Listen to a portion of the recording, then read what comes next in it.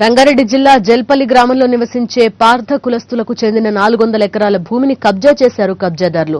All India citizen organisation 140 ఎకరాల భూమిని స్వాధీనం చేసుకుని గ్రామస్తులకు అప్పజెప్పారు.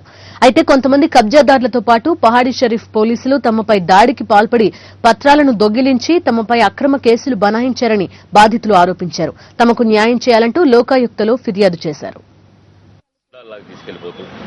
ఈ పహాడీ షరీఫ్ పోలీస్ స్టేషన్లో సర్కిల్ ఇన్స్పెక్టర్ అయిన మొహమ్మద్ మునావర్, ఎస్ఐ బి వీరప్రసాద్ వీళ్ళిద్దరూ కూడా చేసిన ఒక జల్పల్లి అనే గ్రామంలో ఆ పట్టేదారులు పార్దీలు పట్టేదారులు గత 100 సంవత్సరాలుగా వారికి వస్తున్న భూమిని వాళ్ళకి ఏమీ కాకుండా లాగేసుకోవడానికి చేసిన ప్రయత్నం ఒక గుండాలు చేసే పని చేసినట్టుగా చేసి వాళ్ళకి నిరాశన చేసిన ప్రయత్నం చేస్తే మేము ఈరోజు లోకాయుక్తకు వచ్చి వాళ్ళ మీద ఫిర్యాదులు చేసి ఇలాంటివి మున్ముందు ఏమి జరగకుండా ప్రజలు ఏమి చెయ్యాలా ఇలా చేస్తే అని చెప్పి ఏమి దిక్కుతోని పరిస్థితిలో ఉన్నారు.